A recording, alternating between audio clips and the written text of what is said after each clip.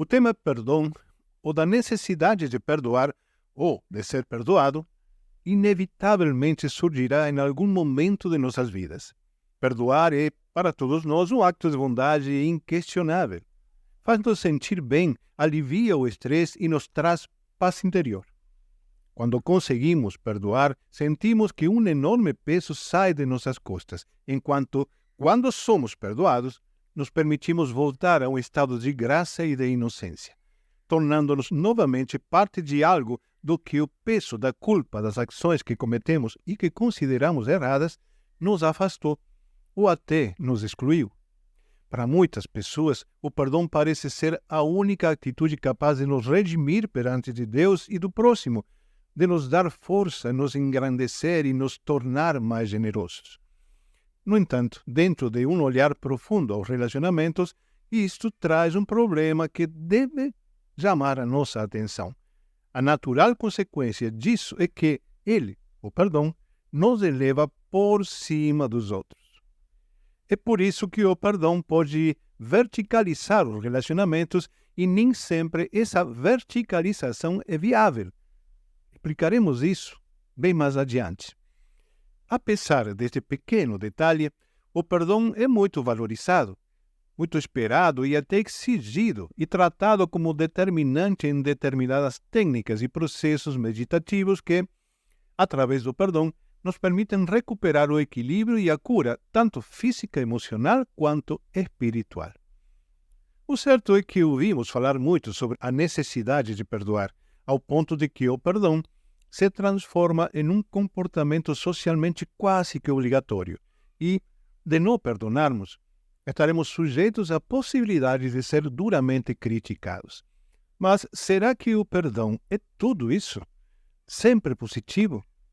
Será que perdoar sempre funciona na solução dos conflitos? Ser perdoado é suficiente para a vida continuar fluindo natural e equilibradamente? E dependendo da sua resposta, será que estamos todos falando da mesma coisa, do mesmo conceito de perdão? Será que podemos considerar o perdão como uma ação, uma moeda de troca, uma ferramenta social ou como um ato de justiça? Ou será que nos confundimos semanticamente e, ao tentar resumir um processo muito mais complexo, que inclui compreensão, assentimento e uma profunda e comprometida ressignificação, sem eliminar as responsabilidades dos envolvidos, claro, acabamos por chamar isso de perdão. A ideia desta reflexão é observar que em algumas formas de pensar a vida, seja pela filosofia, pela religião ou por outros pontos de vista, muitos deles caracterizados pelo dogmatismo e o conservadorismo, existe a imposição do perdão, que, em certas ocasiões, se transforma em um sério problema de amor, tornando-se um obstáculo para o fluir da vida.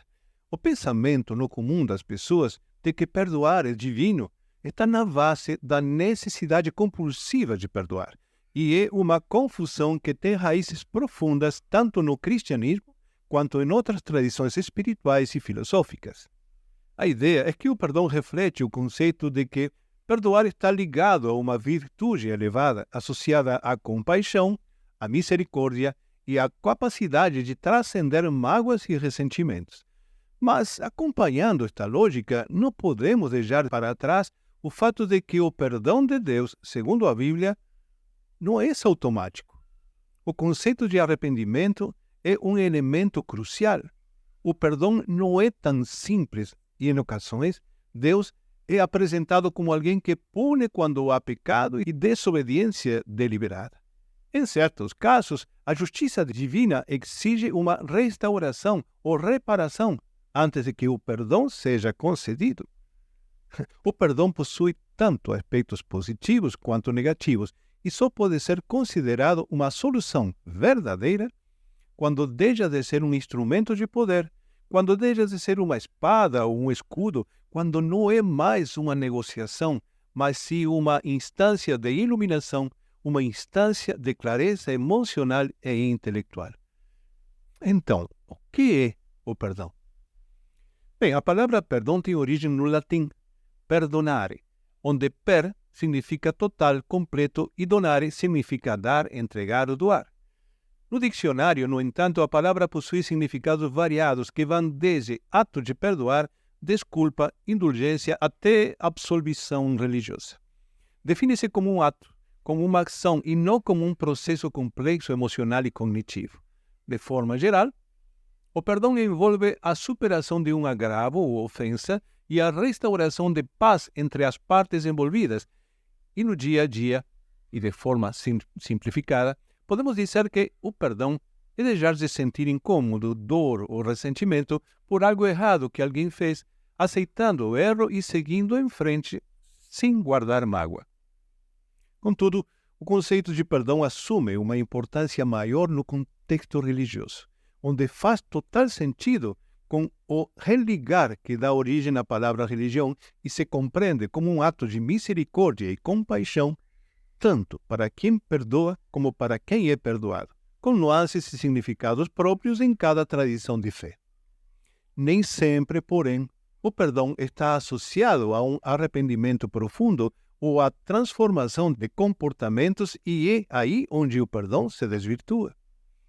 Na psicologia, o perdão é entendido como um processo emocional e cognitivo, uma ferramenta poderosa para a cura emocional e o crescimento pessoal.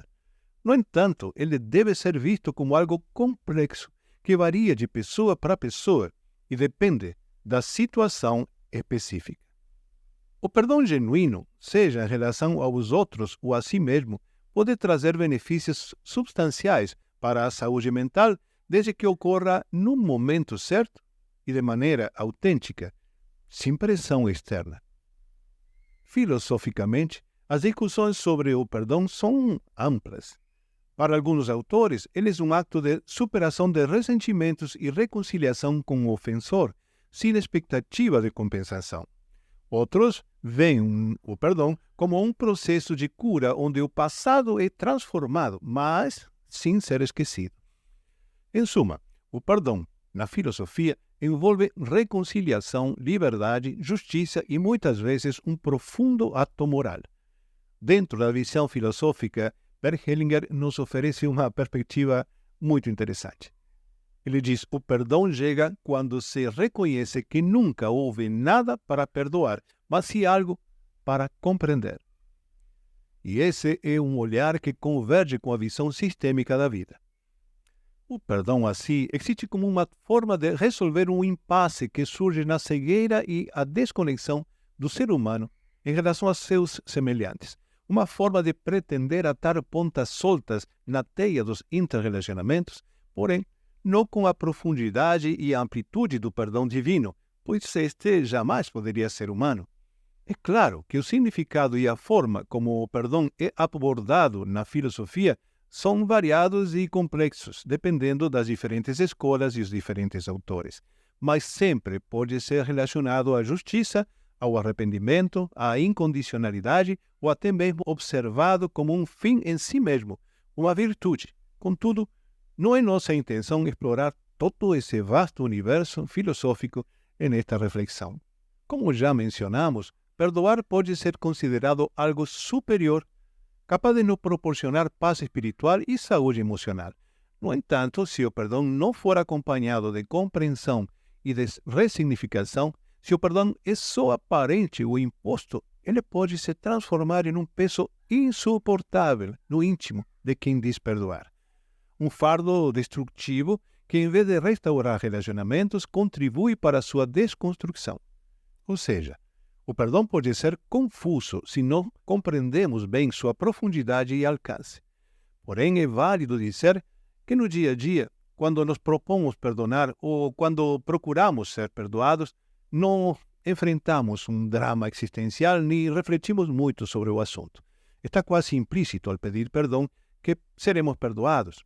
Assim, pedimos desculpas por deixar uma porta bater ou por esquecer a luz acesa, como parte de uma fórmula social de boas maneiras, mais do que como um movimento profundo de nossa consciência. O perdão também é usado corriqueiramente em relacionamentos pessoais por pequenas coisas que não chegam a magoar ou ferir. Perdão por chegar tarde a uma cita, perdão por não ter percebido o que de nós esperava, etc. E nesses casos, o perdão, como interjeição ou fórmula de civilidade, possui pouca ou nenhuma consequência. Contudo, quando o perdão é necessário para resolver problemas profundos em relacionamentos, ele deixa de ser uma ação simples.